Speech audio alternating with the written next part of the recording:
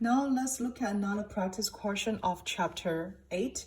So this question is kind of like an review of chapter 7 because it referring to the standard error of the mean that you already learned in the sample distribution of X bar in chapter 7. So let's look at this question first. In order to estimate the average time spent per student on the computer terminals at local university, data were collected for a sample of 64 business students over a 1-week period. Assume that the population standard deviation is 1.6 hours. This question asks to compute the standard error of the mean were equal to which answer, okay? So if you still remember, in Chapter 7, when we talk about sampling distribution, the standard error of the mean is expressed by this formula, right? The standard error of the mean, sigma x bar, equal to the population standard deviation, sigma, divide the square root of the sample size. Therefore, based on this question, we notice the population standard deviation is already given, right, by 1.6, and we also have their sample size equal 64, right? X bar here represents for the average time per student spent on the computer terminals. Therefore, based on those given informations, we can have this standard error of the mean will equal 1.6. This is the standard deviation of the population, divide the square root of the sample size. So finally, we can get the standard error of the mean here equal 0.2. So option B is correct. This question is more like an review for chapter 7. Now let's look at another practice question. So this practice question were asked to compute the interval estimate of population mean based on the sigma is already known.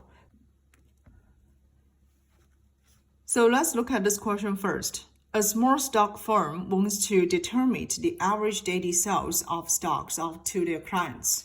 A sample of the sales for 36 days reveal an average daily sales of $200,000. Assume that the standard deviation of the population is already known to be $18,000. So the first question asks, please provide a 95% confidence interval estimate for the true daily average sales. Part B will be very similar to Part A, but change the confidence level to 97% and still want you to estimate the true average daily sales. So let's see how to solve for this question. So here, let me just summarize what we can obtain from this question, okay? So from this question, we notice they collected a sample size of 36 days, okay? So we can just write it down, sample size, and here equals 36 days. And then it also gives us an average daily sales of $200,000. So this will be X bar. If we assume X bar is the average, the sample average daily sales, okay?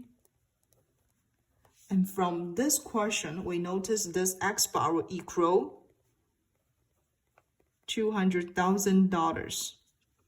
Then we also know that the standard deviation of population is known to be $18,000. So this tells us population standard deviation sigma will equal $18,000. And the first question asks you to provide a 95% confidence interval estimate for the true average daily sales. So we can here assume mu will be the true average daily sales for the population, okay?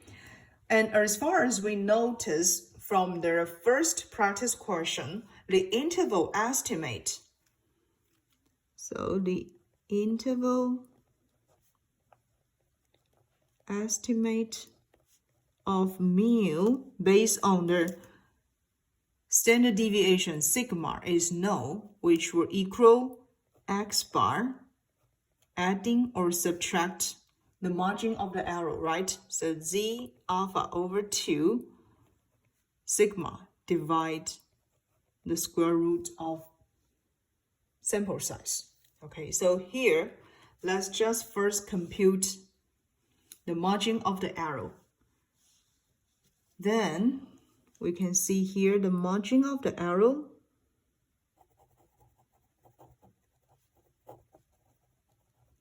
under this case will equal z alpha over 2 times standard deviation divide the sample size square root, okay? And in first case, okay, part A, we notice this is the 95% confidence interval level, okay? So we have 1 minus alpha will equal 95% confidence interval level. Therefore, we have alpha equal 0.05. Then we have alpha over 2 equal 0.025. So we need to find out the z value based on this 0.025 first. So let's just go back to our standard normal distribution table. And you should know that from this table, when there is a probability 0.025, we can find out the corresponding z value will equal negative 1.96. Okay, so you can just write it down. The z value 0.025 equal negative 1.96. Okay, so from this part, we can get the margin of the error. So we can have the margin of error will equal 1.96. We always use the absolute value, okay, times standard deviation $18,000 divide the square root of sample size 36. So finally, we can get the margin of the error will equal 1.96 times 3,000, which will equal $5,880. Okay, so this will be our margin of the error. Based on this margin of the error, we can compute the interval estimate. Therefore, the interval estimate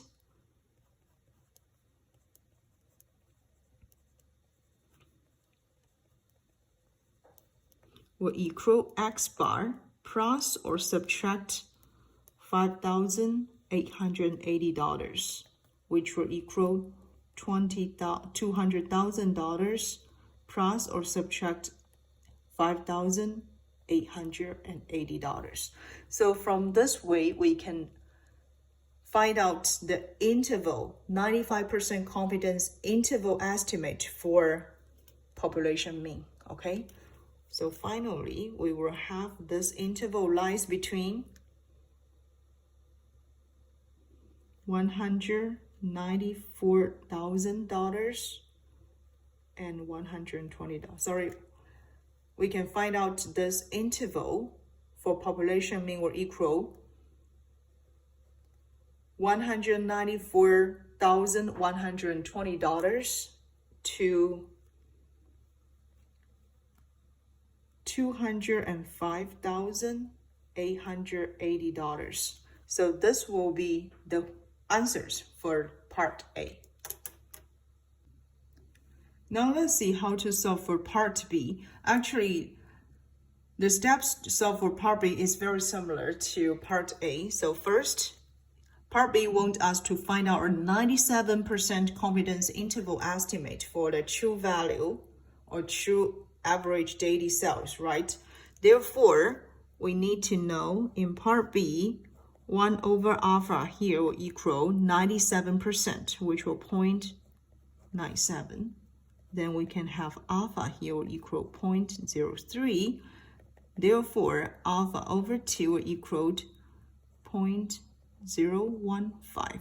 Okay, So very similar. You first need to apply the standard normal distribution table to find out the z value at 0.015. Okay, so we need to find our z value first. So go back to this standard normal distribution table and you can find out there is a probability equal 0.015 and then corresponding to the z value equal negative 2.17. Okay, so you can just write it down here. Will equal negative 2.17. We will use the absolute value to compute the margin of the error. Okay, so we can just write it down.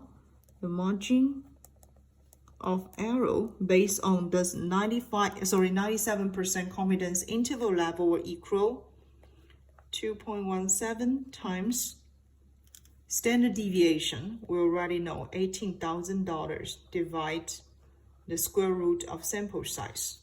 Therefore, we will have this margin of the error will equal 2.17 times 3,000, which will give us this margin of the error equal $6,510.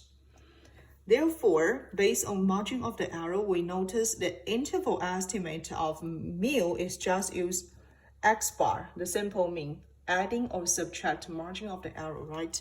So we can get the interval estimate of mu will just equal x bar, $200,000, right? Plus or subtract the margin of the error we just computed. Therefore, we can find out interval estimate of mu will equal $193,490 to $206,510. Okay, so this is the answers for part B.